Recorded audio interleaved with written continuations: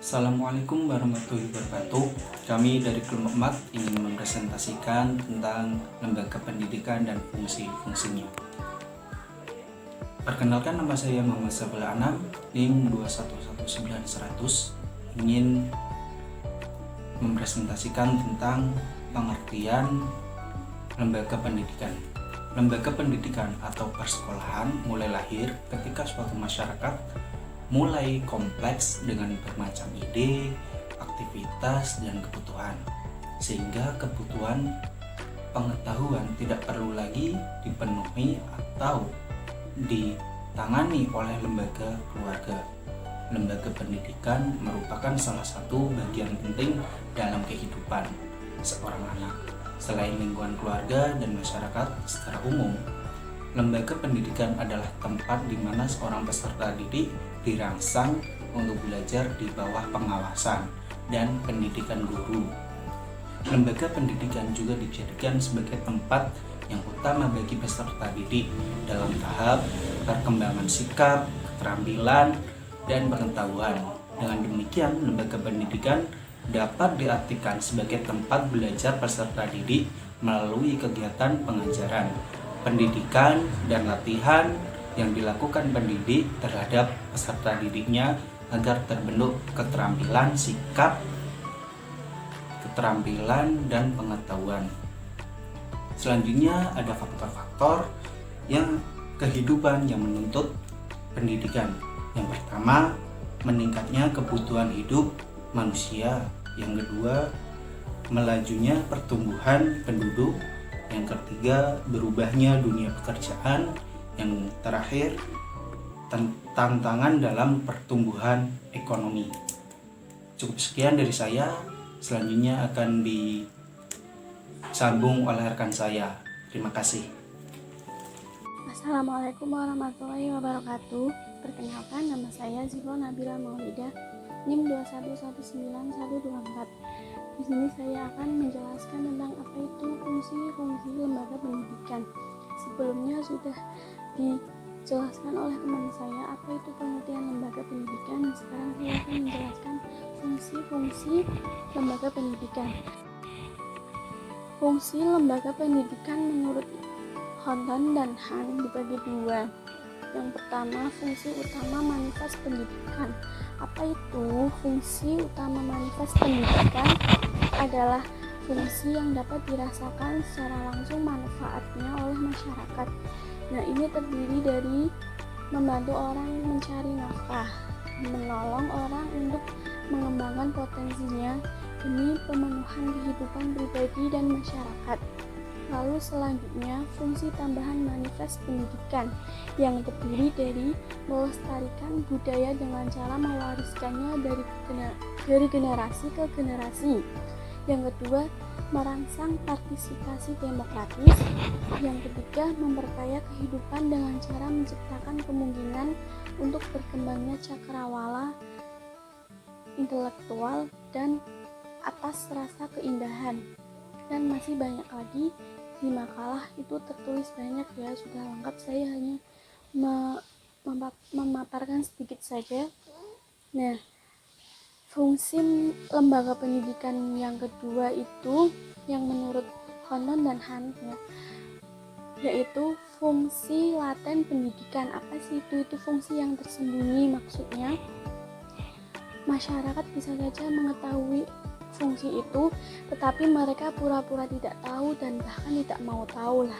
Contohnya itu, salah satu contohnya menciptakan ketidakdewasaan atau setidaknya mengulurkan masa ketidakdewasaan. Itu saja yang dapat saya sampaikan. Kurang lebihnya mohon maaf apabila ada kekurangan dalam pengucapan. Wassalamualaikum warahmatullahi wabarakatuh. Selanjutnya yaitu tentang manajemen lembaga pendidikan. Lalu bagaimana manajemen lembaga pendidikan ini berkaitan dengan psikologi pendidikan dan sosiologi pendidikan. Di dalam psikologi pendidikan, manajemen lembaga pendidikan ini berkaitan erat dengan motivasi kerja dan kepribadian dari semua pendidik. Ya, berkaitan dengan pendidik, misalnya guru, murid, pendidik, dan sebagainya. Nah, kemudian dalam sosiologi pendidikan ini berkaitan erat dengan hubungan orang tua dengan sekolah atau murid dengan guru dan sebagainya. Nah, dalam lembaga manajemen lembaga pendidikan, ruang lingkup manajemen pendidikan itu dilihat dari dua sudut pandang. Yang pertama dari objek kajian, dan yang kedua dari bidang garapan. Dari objek kajian ini dimaksudkan yaitu tentang sistem organisasi pendidikan. Nah, dan yang kedua di bidang garapan ini dimaksudkan yaitu tentang bertitik tolak pada dapur inti pendidikan. Maksudnya dapur inti pendidikan itu tentang misalnya penerapan kurikulum, penyediaan sarana dan prasarana, terus humas, dan adanya organisasi. Oke teman-teman, setelah tadi mendengarkan beberapa penjelasan dari teman-teman saya mengenai lembaga pendidikan, dari pengertian lembaga pendidikan, faktor-faktor lembaga pendidikan, dan fungsi lembaga pendidikan. Kemudian saya akan menjelaskan tentang pembagian lembaga pendidikan. Lembaga pendidikan di Indonesia dibagi menjadi dua bagian. Yang pertama, lembaga pendidikan umum dan lembaga pendidikan agama atau Islam. Lembaga pendidikan agama atau Islam dibagi menjadi beberapa lembaga pendidikan. Yang pertama, pondok pesantren, surau, muasanah, dan madrasah. Pondok pesantren merupakan pendidikan agama yang bersifat tradisional dan modern untuk mendalami atau mempelajari ilmu agama dan untuk mengimplementasikannya dalam kehidupan sehari-hari. Sedangkan surau adalah tempat ibadah pertama yang ada di Sumatera, tepatnya di Minangkabau, yang sekarang dijadikan sebagai tempat saran pendidikan agama.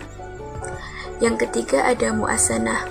Muasanah adalah pendidikan terendah.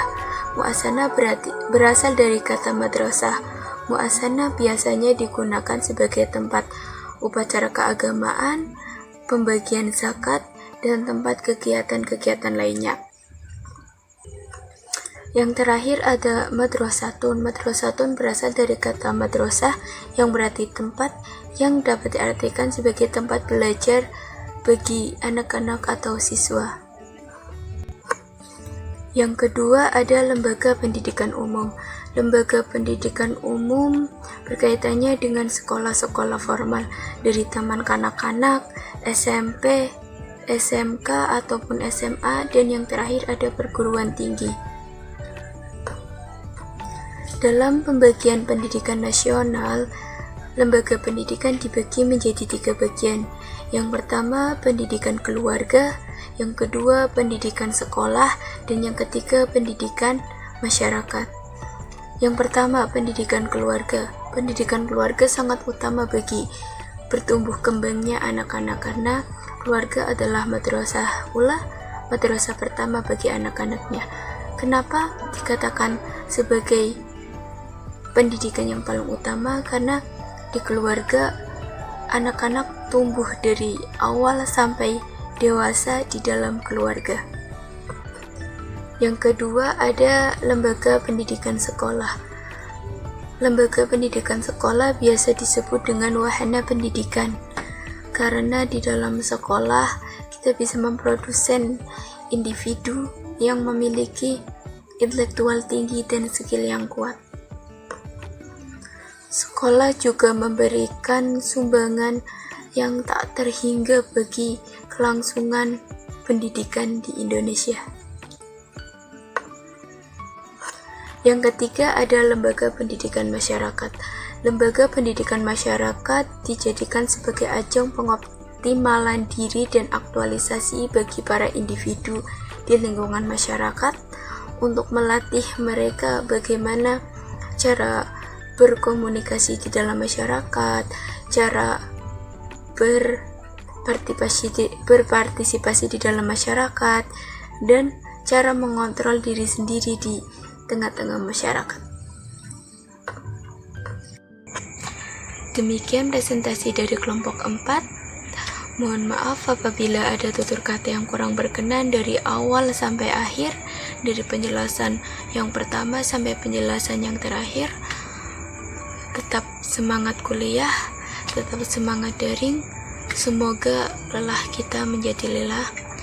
Wassalamualaikum warahmatullahi wabarakatuh.